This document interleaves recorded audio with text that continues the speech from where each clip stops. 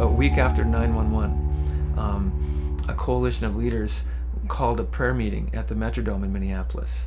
And in 4 days notice, 24,000 people showed up at the Metrodome. And there was an example to me of unity, but it took a horrific thing to happen. Other times we're busy, something else is going on. Well, now the world's falling apart. So I guess we better get together and pray. And somehow 24,000 Christians showed up on a spur of a moment. They found the time, they made the time, and they got together and they prayed. And it was fantastic. So again, all of a sudden, unity matters.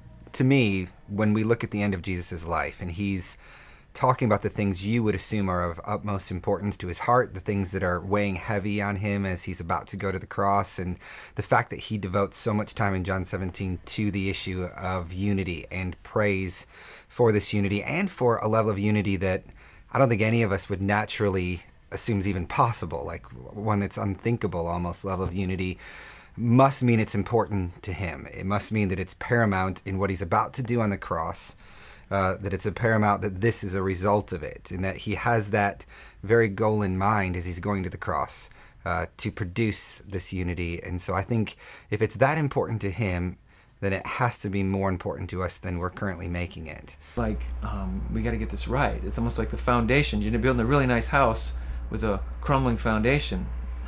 The house is looking really nice up there, but the foundation isn't right. And so it seems to me this is foundational. If that's not happening, then it means that Christ is not effectively reigning as Lord. It means believers are not acknowledging his lordship. I'm really convinced that as God's people come fully under the headship of Christ, that unity will become manifest, it will become obvious. So I think it means that we are pursuing, and I include myself in this, that we as Christian believers have been pursuing other agendas, other purposes, other than those of Christ.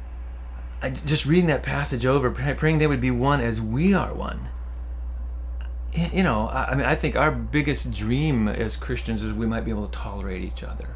Whoa, wouldn't that be great if we can kind of tolerate each other? And it's like, and he's praying, he's talking the Trinity, Father, Son, and Holy Spirit, unity.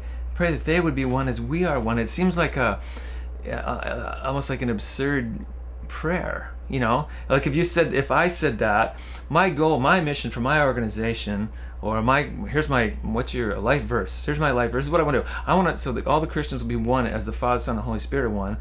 I'd have people go, you better adjust your mission statement, as if that's ever going to happen. I remember talking to a pastor once nearby, and we talked about pursuing unity like that. And he literally said to me, as if that's ever going to happen.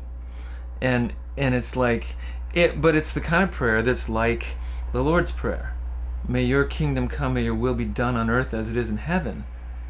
Well, we can't really imagine that, but that's what we're supposed to pray, And so I think we set our bar so low based on our experience. To me, the division in the church has become so normalized. It would be like as if everyone you knew grew up in a family that was divorced. Everyone. You didn't know anyone that wasn't divorced. Well, then divorce wouldn't concern you. And it would be, the idea of people staying together would be like, as if that's ever going to happen.